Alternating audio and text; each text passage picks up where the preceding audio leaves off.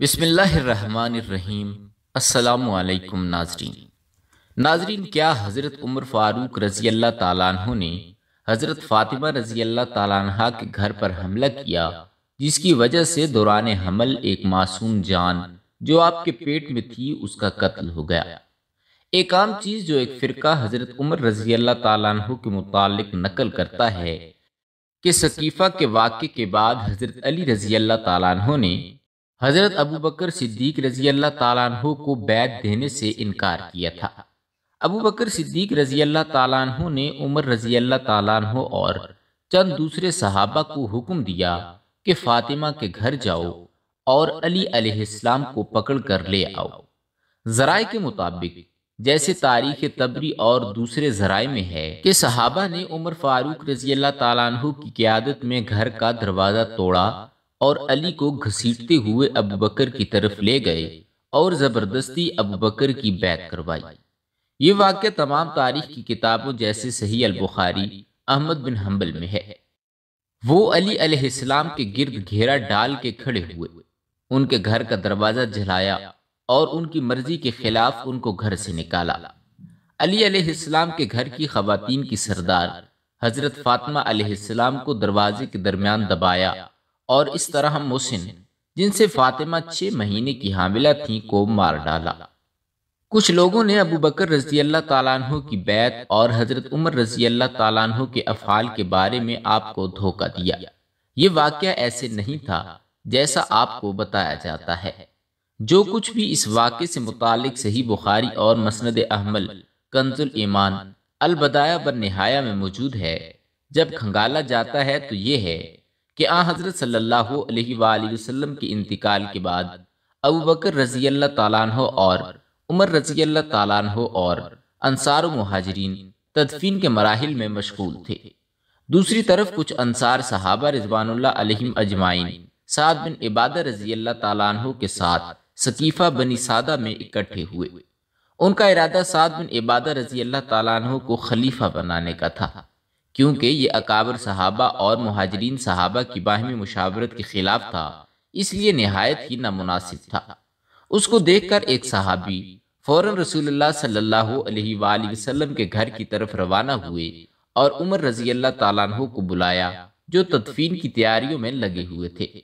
پہلے تو حضرت عمر نے انہماک کی وجہ سے آنے سے انکار کیا، لیکن جب صحابی نے اس پر اصرار کیا اور اس کی اہمیت کے متعلق اطلاع کی تو عمر باہر نکل کر آئے۔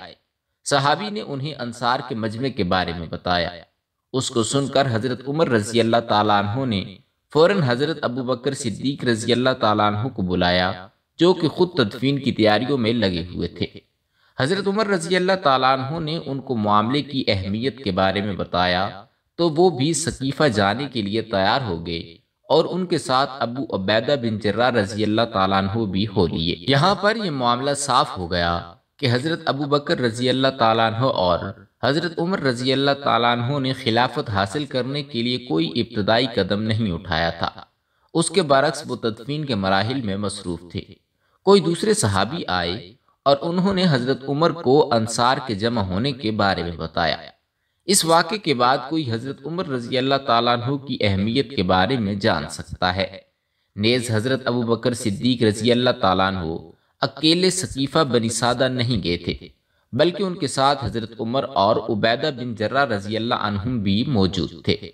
بظاہر حضرت ابو بکر حضرت علی یا حضرت زبیر کو اپنے ساتھ لے کر نہیں گئے تھے، کیونکہ وہ حضرت صلی اللہ علیہ وآلہ وسلم کے سب سے نزدیکی رشتہ دار تھے اور ان کا تدفین کے انتظامات میں رکنا زیادہ مناسب تھا۔ ایک حدیث میں آیا ہے کہ جب حضرت علی نے حضرت صلی اللہ علیہ وآلہ وسلم کو روزہ مبارک میں منتقل کیا تو فرمایا کہ ایک آدمی کی تدفین کے لیے اس کے اہل خانہ اور قریبی رشتہ دار ذمہ دار ہوتے ہیں۔ حضرت عمر رضی اللہ تعالیٰ عنہ نے اپنی خلافت میں اس کی وضاحت کی تھی کہ ابو بکر صدیق رضی اللہ تعالیٰ عنہ ثقیفہ بنی سعدہ اس لیے گئے تھے کہ انصار کو مطلع کریں اور ان کو وضاحت کر سکیں۔ ان کو اس کا پتہ نہ تھا کہ اس کے بیچ میں ان کو خلیفہ مقرر کرنے کی ذمہ داری دی جا رہی ہے۔ شاید اسی وجہ سے وہ حضرت علی رضی اللہ تعالیٰ عنہ کو ساتھ لے کر نہیں گئے تھے۔ جب یہ تینوں صحابہ ثقیفہ بنی سعدہ پہنچے تو دیکھا کہ ایک انصار بہت جذباتی حالت میں ہے اور سعد بن عبادہ کو خلیفہ کے طور پر مقرر کرنے والے ہیں۔ یہ کسی بھی حالت میں درست اور مناسب نہیں تھا۔ مہاجرین کے علاوہ انصار میں کوئی سعد بن عبادہ رضی اللہ تعالیٰ عنہ کے ہاتھوں بیعت لینے پر خوش نہ تھا اور اس کا بہت بڑا خطرہ تھا کہ بغاوت نہ ہو جائے۔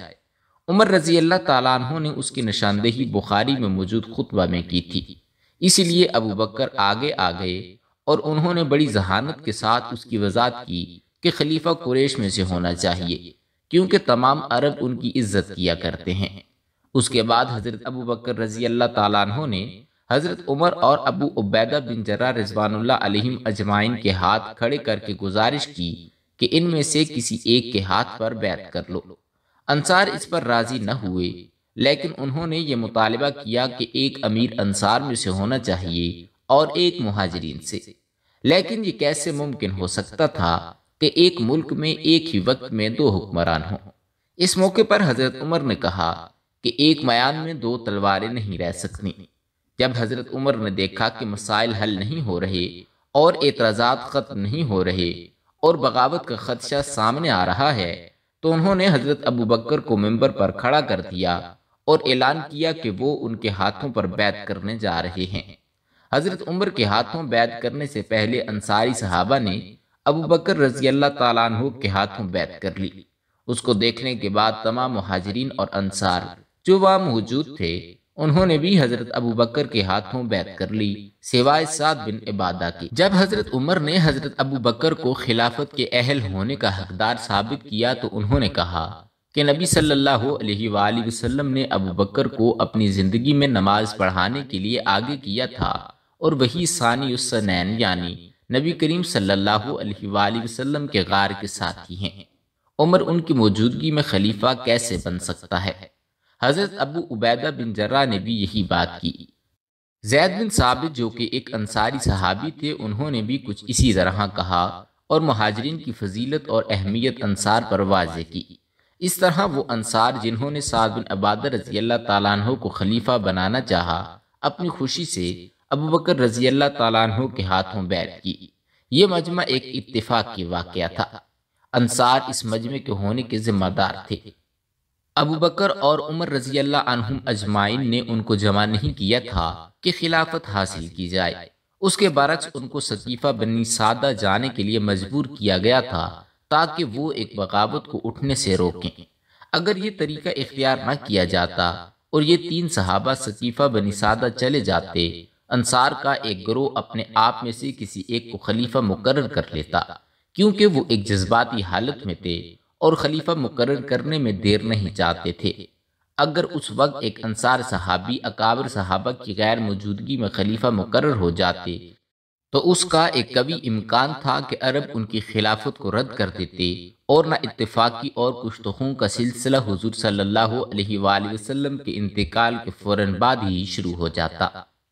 یہی بات وہ صحابی کہہ رہے تھے کہ جب انصار صحابی کو وہ مشورے دے رہے تھے کہ تم لوگوں نے پہلے اسلام کو سہارا دیا اور اس کی مدد کی، اب تم لوگ وہ پہلے افراد نہ بنو جو اسلام کو ختم کرو، یعنی لڑائی جھگڑا آپس میں کر کے۔ اب اس بات پر کوئی غور کر سکتا ہے کہ یہاں حضرت ابو بکر رضی اللہ عنہ اور حضرت عمر فاروق رضی اللہ تعالیٰ عنہ نے کیا کیا؟ نہ انہوں نے خلافت کا مطالبہ کیا اور نہ ہی حصول خلافت کے لیے کوشش کی۔ حضرت ابو بکر نے عمر فاروق رضی اللہ تعالیٰ عنہ اور ابو عبیدہ بن جراح کو خلافت کے لیے پیش کیا۔ حضرت عمر نے آپ کو خلافت کے لیے آگے کیا اور تمام مہاجرین اور انصار نے حضرت عمر کی اس دعوت کا قبول کیا۔ یہ مصدقہ روایت سے ثابت نہیں کہ ابو بکر اور عمر کسی سازش کا حصہ تھے۔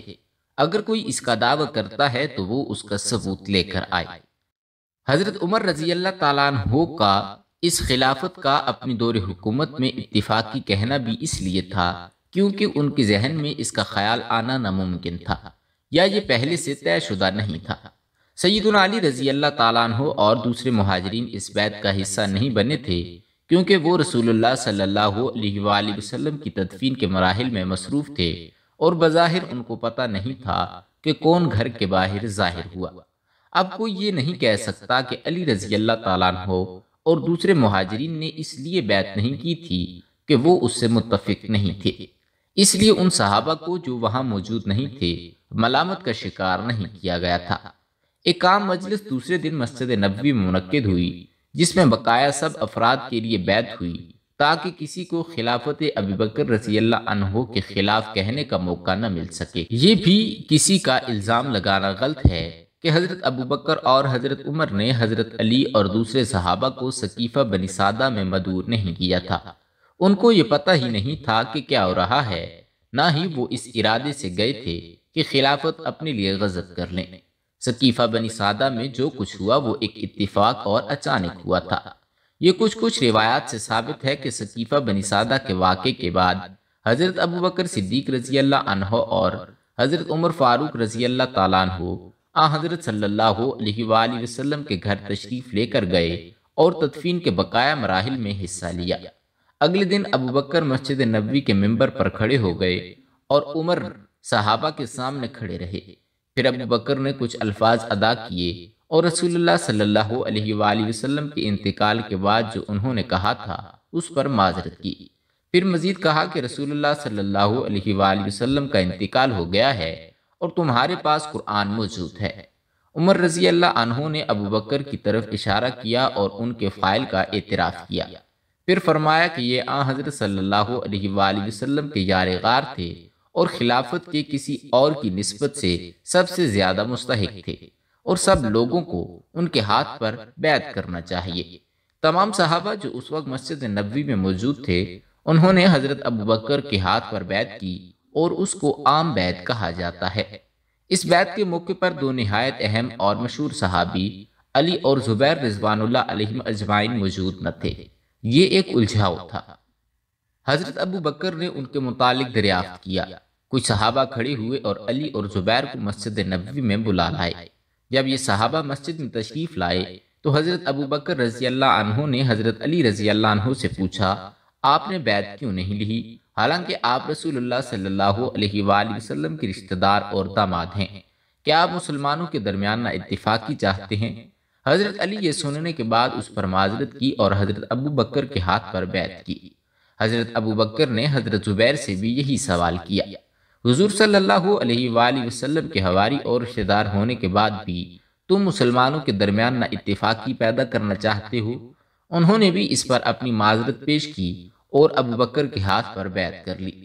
اب جہاں تک کچھ روایتوں میں ہے کہ حضرت علی رضی اللہ عنہ اور حضرت زبیر رضی اللہ عنہ حضرت فاطمہ کے گھر اکٹھے ہوئے اور حضرت عمر رضی اللہ عنہ ادھر گئے تو ان کو دھمکایا۔ میں یہاں پر یہ کہوں گا کہ بظاہر حضرت صلی اللہ علیہ وآلہ وسلم کی تدفین کے بعد اور مسجد نبوی میں عام بیعت کے بعد علی اور زبیر اور کچھ دوسرے صحابہ مہاجرین فاطمہ رضی اللہ عنہ کے گھر میں اکٹھے ہوئے اور یہ ارادہ کیا چونکہ اب عام بیعت منعقد نہیں ہوئی تھی اس لیے ہم علی رضی اللہ عنہ کو خلیفہ بنا دیتے ہیں۔ انہوں نے اس معاملے کو اپنے طور پر طے کیا اور زبیر رضی اللہ عنہ نے اعلان کیا کہ وہ علی کی مدد تلوار سے کریں گے۔ دوسری طرف بہت سے مہاجرین اور انصار پہلے ہی سے حضرت ابو بکر کے ہاتھوں سقیفہ بنی سعدہ میں بیعت کر چکے تھے۔ اب اگر ایک اور خلیفہ مقرر ہوتا تو بغاوت کا ایک بہت بڑا خدشہ پیدا ہوتا اور انصار ایک بار پھر اپنے لیے الگ خلیفہ اور امیر مقرر کرنے کا مطالبہ کرتے۔ اس لیے بغاوت کو دبانے کے لیے عمر فاروق رضی اللہ عنہ فاطمہ رضی اللہ عنہ کے گھر گئے جب علی علیہ السلام اور حضرت زبیر گھر پر نہیں تھے۔ کنز الاعمال میں یہ درج ہے کہ حضرت عمر نے حضرت فاطمہ کو کہا کہ اے دختر رسول صلی اللہ علیہ وآلہ وسلم، تمام لوگوں میں سے کوئی مجھے آپ کے باپ سے زیادہ محبوب نہیں ہے اور اس کے بعد آپ سے زیادہ کوئی پیارا نہیں۔ میرے پاس یہ بری خبر آئی ہے کہ یہ لوگ آپ کے گھر میں جمع ہوئے اور ابو بکر کی خلافت کے خلاف سازش کر رہے ہیں۔ اگر ان لوگوں کو روکا نہیں گیا تو خدا کی قسم میں ان کے گھر جلا دوں گا۔ یہ کہہ کر حضرت عمر لوٹ آئے اور جب علی اور زبیر گھر واپس آئے تو فاطمہ نے ان سے کہا کہ کیا آپ کو پتا ہے کہ عمر یہاں کیوں آئے تھے اور مجھ سے ایک عہد لیا کہ اگر تم لوگوں نے ابو بکر کی خلافت کے خلاف سازش کی تو تم لوگوں کے گھر جلا دیں گے۔ خدا کی قسم عمر اپنے عہد کو پورا کریں گے، اس لیے میرے گھر سے اس ارادے سے چلے جائیں کہ اپنے ارادے اور خیالات کو ملتوی کر دیں اور دوبارہ میرے گھر میں اس ارادے سے نہ آئیں۔ علی اور زبیر گھر چھوڑ کر چلے گئے اور دوبارہ وہاں جمع نہیں ہوئے جب تک انہوں نے ابو بکر کی بیعت نہ کر لی۔ کنز الاعمال کی اس روایت کے ذریعے کچھ نکات واضح اور صاف ظاہر ہوتے ہیں۔ جب عمر رضی اللہ عنہ حضرت فاطمہ رضی اللہ عنہا کے گھر تشریف لائے تو حضرت علی اور حضرت زبیر رضوان اللہ علیہم اجمعین گھر پر موجود نہیں تھے، اس لیے عمر کی ملاقات ان سے نہ ہوئی اور کوئی جھگڑا نہیں ہوا۔ حضرت عمر رضی اللہ عنہ فاطمہ رضی اللہ عنہا کے ساتھ نہایت عزت کے ساتھ پیش آئے اور ان کو یہ بھی بتایا کہ آپ رضی اللہ عنہا ان کے بچوں سے زیادہ محبوب ہیں۔ عمر رضی اللہ عنہ نے فاطمہ کو کسی طور پر نہیں دھمکایا تھا۔ جب حضرت عمر نے حضرت فاطمہ کا گھر چھوڑا تو حضرت فاطمہ اور ان کا گھر بار بالکل صحیح سالم تھا، ان کو کوئی نقصان نہیں پہنچایا گیا تھا۔ بعد میں جب علی رضی اللہ عنہ گھر پر پہنچے تو حضرت فاطمہ نے یہ شکایت نہیں کی کہ عمر نے ان سے بدتمیزی کی، بجائے اس کے کہ فاطمہ نے ان کو مستقبل میں اپنے گھر میں عمر کی مخالفت اور ابو بکر کی خلافت کے خلاف سازش کرنے سے روکا تھا۔ علی رضی اللہ عنہ اور زبیر رضی اللہ عنہ نے ابو بکر کے ہاتھوں بغیر کسی مجبوری اور دباؤ کے بیعت کر لی تھی۔ یہ الزام حضرت عمر پر لگایا جاتا ہے کہ انہوں نے حضرت علی رضی اللہ عنہ کا گھر توڑا، دروازہ توڑا اور علی اور فاطمہ کے پاس ایک غیر مہذبانہ انداز میں گئے۔ ان کے اس عمل کے نتیجے میں فاطمہ کا حمل ساقط ہو گیا۔ یہ تمام الزامات جھوٹ اور من گھڑت ہیں۔ اللہ تعالی ہمیں ایسے الزامات اور جھوٹے قصوں سے بچنے کی ہمت اور توفیق عطا فرمائے۔ بہت جلد ایک نئی ویڈیو کے ساتھ ملتے ہیں۔ خدا رب العزت آپ کا حامی و ناصر ہو۔